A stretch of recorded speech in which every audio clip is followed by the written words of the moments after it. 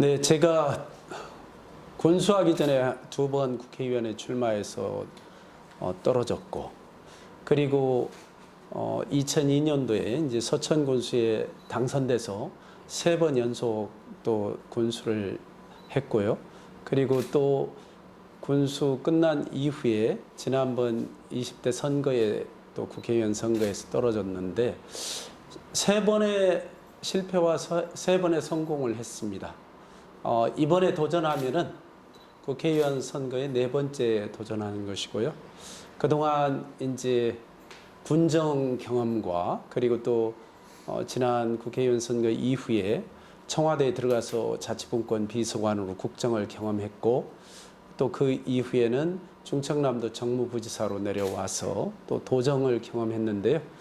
이와 같이 군정과 국정과 도정을 두루 경험하면서 느낀 것은 우리 서천과 보령이 진짜 새롭게 변하지 않으면은 우리 서천 보령이 존재 자체가 소멸될 수도 있다라는 위기 의식을 갖는 것이고요. 그런 의미에서 이 서천의 보령 지역 발전을 강력하게 이끌어 갈 수 있는 적임자가 누구냐? 저는 대통령과 도지사와 아주 서로 강한 협력을 구할 수 있는 저 나소열이 우리 보령과 서천의 발전을 시킬 수 있는 적임자라고 생각하기 때문에 우리 보령 시민과 서천 군민의 선택을 받고자 출마했습니다. 흔히 이제 인구 늘리기 정책을 이제까지 지자체에서 뭐 주소지를 옮기고 이런 정도의 관심을 많이 쏟았는데요. 그러나 근본적으로 해결하지 않으면은 농촌 지역의 인구 소멸은 진짜 심각할 거라고 생각하고요. 많은 학자들이 또 30년 이내에 대한민국 시군의 30% 이상이 없어진다, 뭐 이런 강한 경고를 하고 있는데, 실제 그러한 위기가 저는 충분히 닥칠 수 있다고 봅니다. 그 중에서도 가장 핵심적인 것은, 저는 대한민국이 골고루 발전하지 않으면은 이 위기를 해소할 수가 없다고 봅니다. 그래서 지금 문재인 정부가 추진하고 있는 국가 균형 발전 정책, 이것을 강력히 추진해야 된다.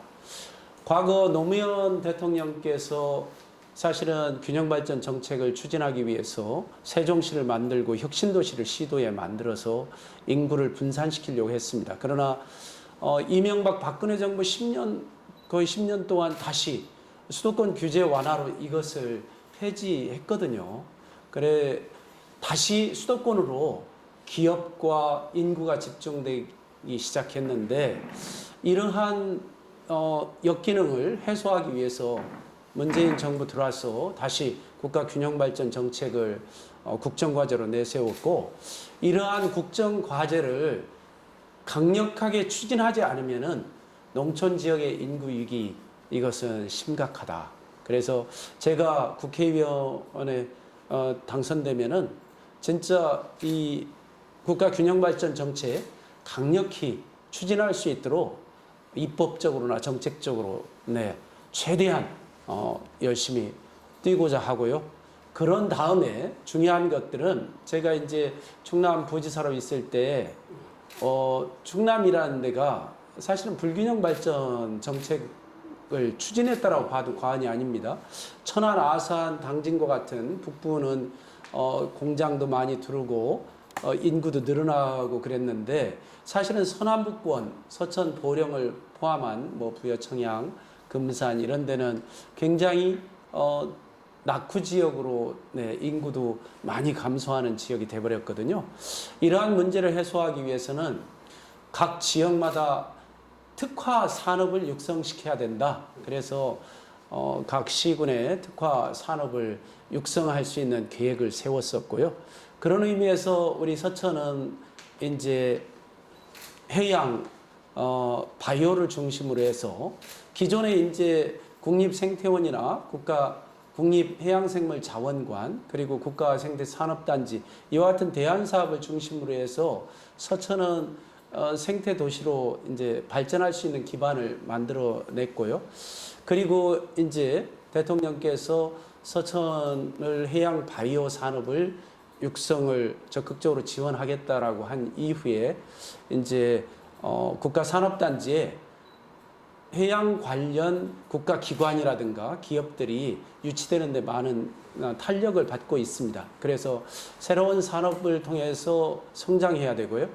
이제 보령 쪽이 문제인데 보령과 같은 경우는 기존의 해양 레저 관광, 그 뭐 해수욕장이나 이 원산도 개발권을 통해서 해양 레저 관광이 또 앞으로 부상이 될 텐데요. 이러한 거에다가 기존의 수산업을 적극적으로 좀 부가가치를 높일 수 있는 방안을 찾아내야 될 것이고요. 그리고 또 자동차 튜닝 산업과 같은 새로운 신산업을 만들어야 이 보령에 산업이 유치하면서 인구가 증가할 수 있는 기반을 가질 수 있다고 생각합니다. 그런 점에 있어서 이러한 것들을 실천할 수 있는 그러한 또 능력을 가진 사람이 국회의원으로 또 필요하지 않나 생각합니다.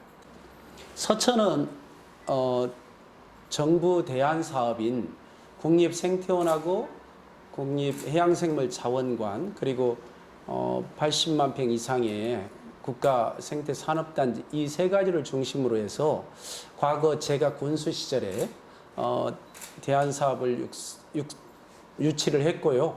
그 대안 사업을 중심으로 해서 서천을 생태산업 연구 그리고 관광의 도시로 만들려는 계획들이 추진됐습니다. 그리고 그 이후에도 계속 그러한 방향으로 진행이 되어 왔고요. 최근에 이제 국가생태산업단지에 해양생물자원관과 연계된 뭐 해양 바이오뱅크라든가 인큐베이터 뭐 이러한 것들이 유치되면서 앞으로 국가기관이라든가 기업들이 유치될 수 있는 굉장히 호재를 만났고요. 그리고 그런 방향으로 저는 서천은 발전돼야 된다고 봅니다. 해양 생태 바이오 산업을 중심으로 해서 서천은 신산업을 육성하는 것이 바람직하다라고 봐지고 기반을 계속 만들어 오셨는데 예. 후임자들이 그 기반을 바탕으로 해서 계속 발전을 시키고 있는 건 맞습니다. 예, 어차피 이제 큰 그림을 그렸기 때문에 거기에서 후임자라고 해도 큰 틀에서 벗어나지는 못하는 것 같습니다. 약간의 이제 철학과 가치가 다른 측면이 있어요. 그러나 큰 틀에서는 거의 비슷하다고 보고요. 그런 의미에서 저는 청와대에 있을 때나 부지사로 있을 때 적극 서천의 발전에 대해서 적극 지지를 했고요. 그리고 이제 보령도 역시 이제 기존의 보령은 수산업, 농업, 그리고 이제 화력 발전소를 중심으로 하는 에너지 산업 이러한 것들이 이제 보령 산업의 핵심이라고 봐지는데요. 그러나 이제 기존의 수산업은 좀 고부가 가치를 가질 수 있도록 좀 육성하는 게 필요할 것 같고 해수욕장과 원산도를 연결하는 해양 레저 관광 이러한 것들을 좀 더 굉장히 육성할 필요가 있다라는 생각을 하고요. 그리고 또 하나 좀 우리가 염두에 둬야 될 것은 머드 관광과 결합된 산림 치유라든가 해양 치유 이러한 치유 산업에 대해서도 보령은 하나의 좀 산업으로 육성할 필요가 있다는 생각입니다. 그리고 말씀드린 대로 자동차 튜닝 산업을 중심으로 해서 또 하나의 신산업을 검토해야 될 것 같고요. 그리고 기존에 있던 에너지 산업 있잖아요. 화력발전소를 중심으로 하는 에너지 산업도 이제는 석탄 발전소가 좀 다른 것으로 대체할 수 있게 되는데 LNG 발전소를 대체 건설을 한다든가 아니면 신재생 에너지 단지를 만든다든가 이와 같은 것들을 좀 적극적으로 검토해서 보령이 산업적으로 위축되지 않고 새로운 신성장 동력을 만들 수 있도록 할 필요가 있다고 봅니다. 참 이 농수산업의 발전이 어려운 부분이기는 한데요. 먼저 이제 농수산업의 발전을 하기 위해서는 결국은 1차 산업인 농수산업을 어떻게 보면 더 수준을 높일 수 있느냐가 핵심일 거라고 봐져요. 그 속에서 이제 2차 산업과 3차 산업이 같이 결합된 6차 산업으로 가야 된다라고 생각하고요.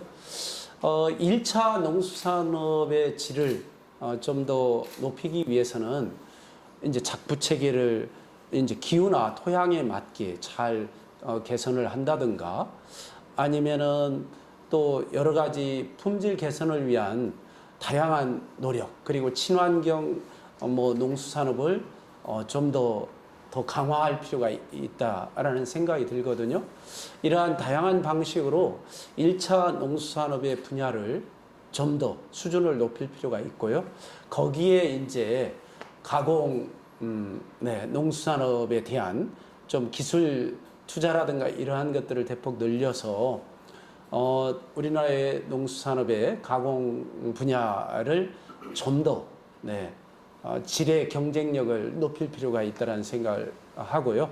그런 속에서 요즘 이제 아까 얘기한 해양치유, 산림치유처럼 이제 먹는 것과 관광이 결합돼서 우리 지역에 와서 먹으면서 치유도 하고 관광도 하는 이러한 6차 산업으로 확대되는 것이 굉장히 바람직할 거라고 봅니다. 지금도 서천이나 보령 다 사실은 수산물 축제들이 다양하게 열리고 있고 또 해수욕장을 비롯한 여러 가지 해양 레저 관광을 비롯한 이러한 것들이 활성화되어 있기 때문에 이러한 1차 산업에서부터 3차 산업까지 좀 더 그 분야별로 질을 고급화해서 결합시킨다라면은 지금보다 훨씬 더 폭발력 있는 산업으로 성장할 수 있다라는 판단이 됩니다. 최근에 그 지자체를 이렇게 살펴보면은 예. 논산의 딸기라든가 예. 아니면 경상도 쪽에 보면 약용식물이라든가 하면 각 지자체별로 그 지역의 특성에 맞는 예. 농특산물을 좀 집중적으로 투자를 해서 생산을 하는데 예. 보령이나 서천에도 그런 게 필요하지 않을까라는 생각도 해봅니다. 실제 보령이나 서천에 그렇게 또 하고 있기도 하죠. 예를 들어서 서천 같은 데는 김이 굉장히 중심이고요. 특히 이제 1차 마른 김 생산을 굉장히 많이 하고 있고 그 대신 보령은 조미김의 또 아주 중심지 역할을 하고 있잖아요. 그런 의미에서 김, 멸치 이와 같은 것이 새로운 강력한 주요 수산물로 떠오르고 있듯이 그 지역적 특색이 지금도 현재 있다라고 봅니다. 그리고 서천은 또 쌀 중심으로 하는 농산물이 좀 더 굉장히 확대되고 있는 형편이고요. 아무런 대안 없이 폐쇄했다는 것은 저는 적절치 않은 말씀이라고 보고요. 중앙정부나 충청남도에서는 이 폐쇄의 장점과 또 부작용이 있을 수 있다라고 나름대로 고민을 했었고요.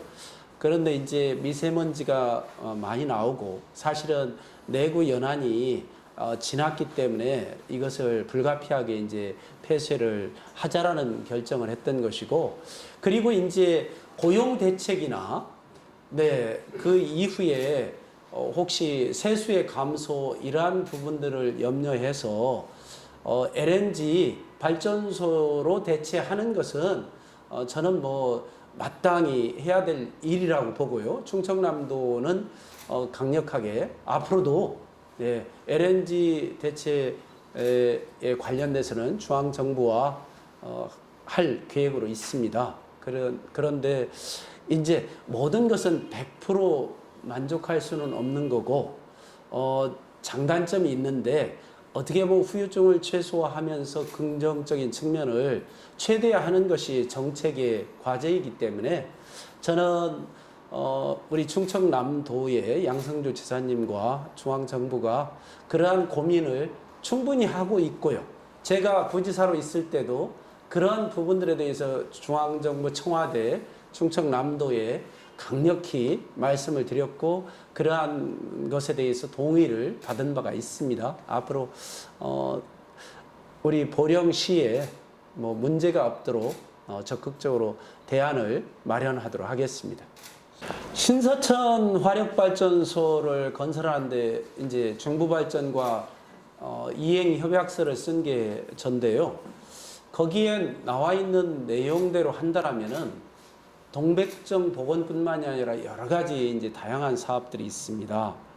그런데 실제로 저와 이행 협약을 쓴 것대로 좀 중부발전이 제대로 지켜졌으면은 했는데 실제로 후임 군수와 중부발전이 추진한 걸 보면은 애초에 협약서에 쓴 것에 상당히 못 미치거든요. 저는 우리 서천군청의 집행부가 좀 더 강력하게 중부발전을 압박을 했어야 되는데 그런 부분들을 하지 않았다라고 봐요. 그런 의미에서 좀 아쉽고요. 단지 이제 동백정 복원에 관련돼서는 그 중부발전에서 약속한 리조트 건설과 연계가 또 되어 있습니다. 중부발전이 이제 동백정을 복원이라는 게 옛날 동백정 해수욕장처럼 완전히 복원된다는 뜻은 아니고 그 기존의 발전소를 해체하고 그 좀 흉측한 경관을 좀 해소하면서 나름대로 옛날의 풍광을 회복하겠다 이런 정도라고 저는 이해를 했는데요. 그래서 이제 서천에 필요한 것들이 이제 대규모 리조트가 필요한데 그런 차원에서 사실은 중부발전에서 직원들의 연수원 플러스 관광객들을 위한 리조트 300실 규모 이상의 리조트를 나름대로 지키려 했는데 사실은 중부발전에서 그 약속을 요즘 제대로 이행하려고 하지 않는 것 같아서 좀 안타깝고요. 저는 동백정 복원과 리조트 건설 이러한 것들은 전체적으로 연결되어 있기 때문에 어느 한 사안을 가지고 된다 안 된다로 논의하는 것은 안 되고요. 본래 협약서의 뜻을 살리도록 중부발전에서 그러한 큰 그림들에 대해서 일정 정도 이행할 것을 약속하는 것이 가장 중요하다. 지금 상황에서는 저는 그렇게 봅니다. 그렇다면 지금 중부발전은 왜 이행을 안고 있을까요? 그러니까 중부발전으로서는 그 당시에는 질려는 욕심 때문에 우리 서천군에서 요구한 3천억 정도의 그러한 협약 사항을 나름대로 약속을 했는데 사실 뭐 MOU나 이행 협약서 같은 것들이 완전히 100% 무슨 법적인 제약을 갖지 않기 때문에 나중에 막상 실행된 게 가면은 이게 흐지부지 되는 경우가 많거든요. 그런데 사실 그 후임 집행부에서 실제로 이 협약 이행을 하게 하기 위해서는 강력한 인허가권을 행사를 했어야 되는데 그때 인허가권을 행사하지 않겠다라는 입장을 가지고 있었어요. 그러니까 결국은 협상의 권한이 거의 떨어질 수밖에 없죠. 그런 속에서는 이제 중부발전에 끌려갈 수밖에 없는 구조가 돼버리지 않았나 그런 아쉬움이 있습니다. 정치가 참 복잡한데요. 요즘처럼 정치가 국민의 지탄을 받는 경우가 없는 것 같습니다. 제가 현장에서 국민들을 만나보면은 진짜 TV를 보기가 싫다고 할 정도고 정치인 뽑아줘서 뭐하냐 이러한 비판의 목소리가 굉장히 많더라고요. 그래서 사실은 정치인들이 우리 국민들의 삶을 걱정해야 되는데 반대로 요즘 국민들이 정치인들을 걱정하는 것 같아서 정치를 하는 사람으로서 진짜 국민께 송구스러운 마음이고요. 특히 이번 20대 국회는 이제까지의 국회 중에서 가장 일도 안 하고 진짜 동물 국회로서의 오명이 가장 큰 것 같습니다. 그런 점에 있어서 참 안타깝고요. 특히 지금 민생 현안들이 많고 경제나 일자리 이러한 것들에 신경 쓸 일들이 많은데 이 제도적으로 뒷받침되지 않다 보니까 더더욱 침체되고 어려움이 많지 않습니까? 그리고 대외적으로 국제적으로도 여러 가지 뭐 미중의 갈등이라든가 국제 관계가 복잡하잖아요. 이러한 속에서 진짜 여야가 대화와 타협을 통해서 때때로는 싸우더라도 극단적으로 가지 않고 절충하고 협상하는 그러한 지혜가 필요한데 여야 모두 그런 점에 있어서 좀 아쉬움이 있고요. 그럼에도 불구하고 진짜 이 정치를 혐오스럽게 만드는 막말이라든가 진짜 몸싸움, 패거리 싸움 이러한 것들은 좀 지양을 해야 되지 않느냐라는 생각을 합니다. 결국은 다양성에 대한 존중, 네, 이러한 합의를 하는 서로 간의 어떤 상대를 인정하는 그러한 존중하는 그러한 속에서 어떤 국회가 복원될 수 있지 않을까 그렇게 생각하고요. 앞으로 네, 국회의원으로서 국민들한테 걱정을 받는 국회의원이 되지 않도록 네, 하겠습니다. 지방자치가 된 지가 30년이 됐지만은 아직도 많은 사람들이 지방자치보다는 어떻게 보면 중앙정치나 도의 어떤 정책에 휘둘리는 측면들이 더 강하거든요. 그래서 그것은 재정에 대한 자율성이 좀 부족하기 때문에 그렇다고 봅니다. 지금 지방자치에서 가장 중요한 게 저는 재정분권이라는 과제라고 보는데요. 지금 중앙과 지방이 8대2에서 7대3으로 가는 과정이거든요. 문재인 정부가 6대4까지 약속을